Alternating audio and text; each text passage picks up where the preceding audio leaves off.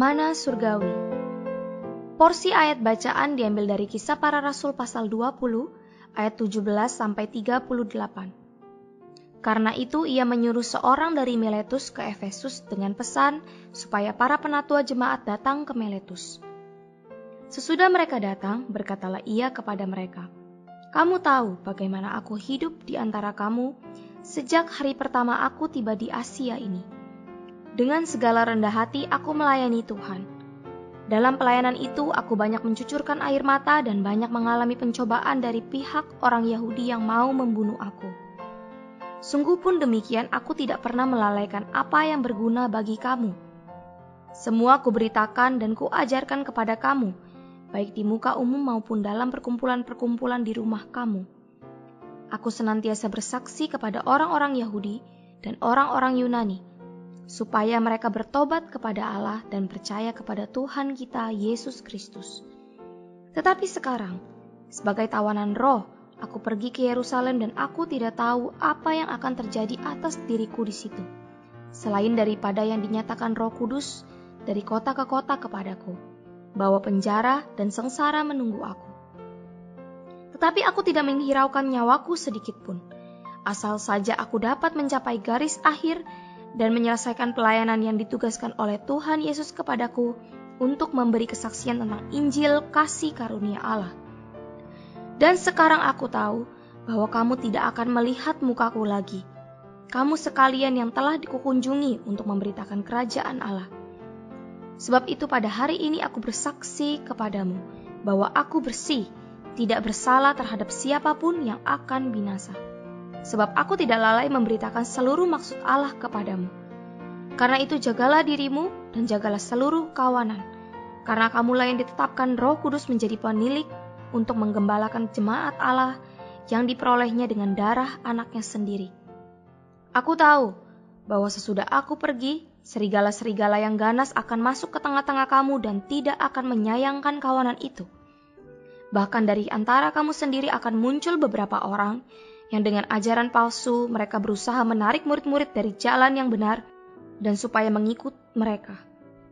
Sebab itu berjaga-jagalah dan ingatlah bahwa aku 3 tahun lamanya, siang malam dengan tiada berhenti-hentinya menasihati kamu masing-masing dengan mencucurkan air mata.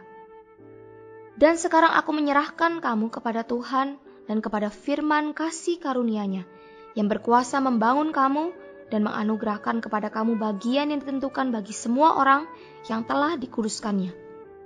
Perak atau emas atau pakaian tidak pernah aku ingini dari siapapun juga.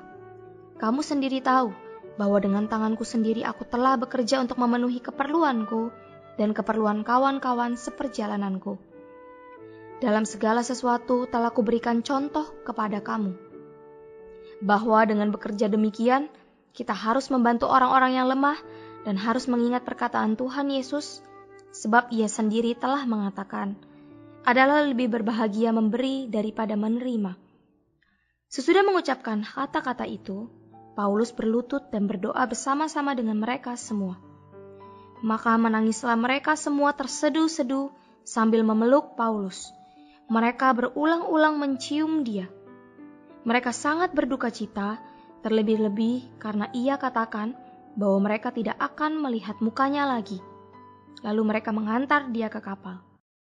Saudara-saudari, pagi ini kita membaca Kisah Para Rasul pasal 20 ayat 17 sampai 38 yang menyajikan lanjutan tentang ke Miletus, bertemu dengan para penatua gereja di Efesus. Paulus mengajar orang-orang kudus di Efesus secara umum dan dari rumah ke rumah. Ini menunjukkan bahwa pada zaman Paulus ada sidang-sidang keluarga. Paulus bukan hanya mengajar secara umum di satu tempat sidang yang besar, ia juga mengajar dari rumah ke rumah. Ini menunjukkan bahwa gereja-gereja itu memiliki sidang-sidang kecil di rumah-rumah, juga sidang-sidang besar di tempat umum. Paulus tidak tahu apa yang akan dijumpainya di Yerusalem, tetapi dia tahu satu hal. Roh Kudus dengan serius menyatakan kepadanya bahwa belenggu dan sengsara menunggu dia. Penyataan Roh Kudus hanyalah satu nubuat, pemberitahuan lebih dulu, bukan perintah. Karena itu dia tidak seharusnya menganggapnya sebagai suatu perintah, tetapi sebagai peringatan. Lalu ayat 24 Paulus melanjutkan, tetapi aku tidak menghiraukan nyawaku sedikit pun, asalkan aku dapat mencapai garis akhir dan menyelesaikan pelayanan yang ditugaskan oleh Tuhan Yesus kepadaku untuk bersaksi tentang Injil anugerah Allah. Perkataan Paulus di sini berhubungan dengan pergerakan perjanjian baru Tuhan dalam mengembangbiakan Kristus yang bangkit melalui Injil. Perkataan Paulus menyiratkan bahwa ia merasakan atau berfirasat bahwa dia akan mati martir. Paulus memberitahu para penatua gereja di Efesus bahwa Roh Kudus telah menempatkan mereka di antara kawanan sebagai para penilik. Para rasul menetapkan penatua di setiap gereja. Tetapi di sini Paulus yang memimpin penetapan penatua-penatua mengatakan bahwa Roh Kudus yang melakukannya. Ini menunjukkan Roh Kudus bersatu dengan para rasul dalam menetapkan penatua. Dan para rasul melakukannya menurut pimpinan Roh Kudus.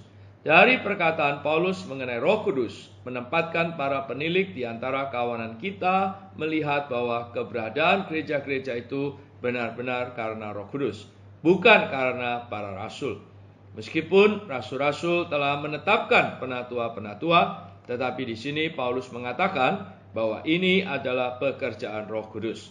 Ini mewahyukan bahwa sebuah gereja ada hanya melalui pekerjaan Roh Kudus. Dengan kata lain, pekerjaan para rasul mengenai gereja-gereja harus mutlak menjadi pekerjaan Roh Kudus. Karena Roh Kudus menetapkan para penatua, maka Roh Kuduslah yang mendirikan gereja-gereja. Para pengawas dalam ayat 28 adalah penatua-penatua dalam ayat 17. Ini menunjukkan bahwa para penilik dan penatua itu adalah istilah yang sama artinya, menunjuk kepada orang yang sama. Penatua menunjukkan orang yang matang, dewasa. Penilik menunjukkan fungsi seorang penatua. Tanggung jawab utama para penatua sebagai penilik bukanlah menguasai, melainkan menggembala. Memberi rawatan, lembut dan teliti kepada kawanan domba, yaitu gereja Allah. Menggembalakan kawanan domba Allah menuntut penderitaan bagi tubuh Kristus, seperti yang juga dilakukan oleh Kristus. Penggembalaan disertai penderitaan ini adalah untuk menerima mahkota kemuliaan yang tidak dapat layu sebagai pahala. Para penatua dalam gereja hanya dapat memimpin, tidak dapat menjadi tuan, dan semua orang beriman harus menghormati dan mengikuti pimpinan ini. Paulus mengatakan bahwa gereja Allah telah didapatkan melalui darahnya sendiri. Ini menunjukkan kasih Allah yang berharga bagi gereja dan nilai gereja yang berharga dan unggul dalam pandangan Allah. Paulus berharap supaya para penatua sebagai penilik menghargai gereja seperti Allah menghargai gereja. Roh Kudus maupun darah Allah, keduanya adalah suplai ilahi bagi gereja yang dia mustikahkan. Roh Kudus adalah Allah sendiri. Darah Allah mengacu kepada pekerjaan Allah. Pekerjaan penebusan Allah untuk membeli gereja. Kemudian Allah sendiri, Roh pemberi hayat yang al-muhid, merawat gereja melalui para peniliknya. Darah Allah adalah darah Yesus Kristus. Ini menyatakan bahwa Tuhan Yesus adalah Allah. Kemudian Paulus menyerahkan kaum beriman kepada Allah dan kepada firman kasih karunia-Nya atau anugerahnya.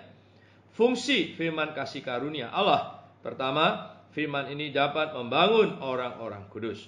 Untuk membangun orang-orang kudus diperlukan pertumbuhan dalam hayat ilahi, dan pertumbuhan dalam hayat ilahi memerlukan perawatan unsur ilahi dan pembinaan serta perlengkapan dengan pengetahuan ilahi.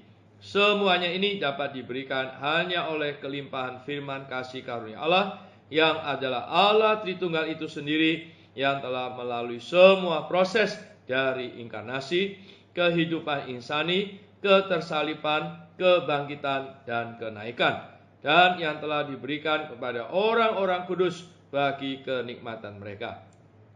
Kedua, firman kasih karunia Allah berfungsi untuk memberi warisan di antara semua orang yang telah dikuduskan. Warisan ilahi ini adalah Allah Tritunggal sendiri dengan segala yang dia miliki, segala yang telah dia kerjakan, dan segala yang akan dia kerjakan bagi umat tebusannya. Allah Tritunggal ini diwujudkan dalam Kristus yang Al-Muhid, adalah bagian yang ditentukan untuk orang-orang kudus sebagai warisan mereka. Sedangkan Roh Kudus yang diberikan kepada kaum saleh adalah pencicipan, jaminan, dan garansi warisan ilahi ini. Saudara-saudari, Paulus bekerja dengan membuat tenda untuk menunjang dirinya sendiri dan orang-orang yang bersamanya. Ia bekerja untuk membantu sekerja-sekerja mudanya. Paulus tidak menganggap berkhotbah sebagai suatu profesi. Sebaliknya, Paulus memiliki beban yang sejati untuk melaksanakan ekonomi perjanjian baru Allah.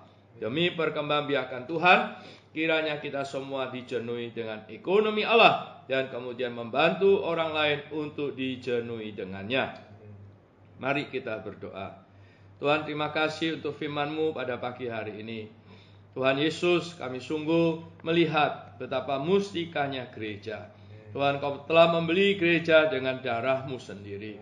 Oh Tuhan Yesus, Tuhan, bahkan hari ini di dalam gereja, Tuhan, Kau telah menjadi Roh itu yang senantiasa mensuplaikan diri-Mu sebagai anugerah untuk kami nikmati, untuk kami alami. Sehingga Engkau dalam hidup gereja betapa real bagi kami. Oh Tuhan Yesus, kiranya kami boleh terus memustikakan hidup gereja hari ini. Dan Tuhan, perlengkapi kami, genapi kami ya Tuhan, supaya kami melalui kenikmatan kami atas diri-Mu dan firman kasih karunia-Mu, kami juga bisa menggembalakan banyak orang, membawa orang untuk datang kepadamu, menikmati Dikau sebagai anugerah yang sejati. Syukur padamu Tuhan. Hayat itulah paling dalam, di dalam rohku alami kuduslah. Bukan palang ajaib penuh mulia Allah, megah agung tiadalah terduga. Hayat ini Allah sang kekal, ditampilkan Yesus anak manusia. Kini Roh pemberi hayat di rohku membesar, menjadi gereja kesayangannya. Mengalir Tuhan, marilah untuk ini makna hidup kita dan masuk-Mu di batin kita. Palingkan ya Tuhan, demi hayat Dikau kan beroleh gereja rumah idaman. Di gereja kita pada paham, di dalam kita hayat limpah ruah. Sejahtera di lubuk, bukan ronta luar, tergenang menjadi sungai meluap. Seluruh kaum saleh serempak, nuntut nikmat pegang hayat nan kaya. Barang selain Tuhan buang ke belakang, hingga gereja penuh hayat Allah. Mengalir Tuhan, marilah untuk ini makna hidup kita dan masuk-Mu di batin kita. Palingkan ya Tuhan, demi hayat Dikau kan beroleh gereja rumah idaman. Tuhan mohon palingkan hamba, hidupku berdasarkan Kau belaka. Lepas konsep yang lama, mutlak ikut hayat, beri kurnia agar berpaling kian mantap. Dalam roh nikmati sentosa, insan batin kian baru tiap saat. Di lubukku semayam Tuhanku, marilah moga hadir-Mu mengitari hamba. Mengalir Tuhan, marilah untuk ini makna hidup kita dan masuk-Mu di batin kita. Palingkan ya Tuhan,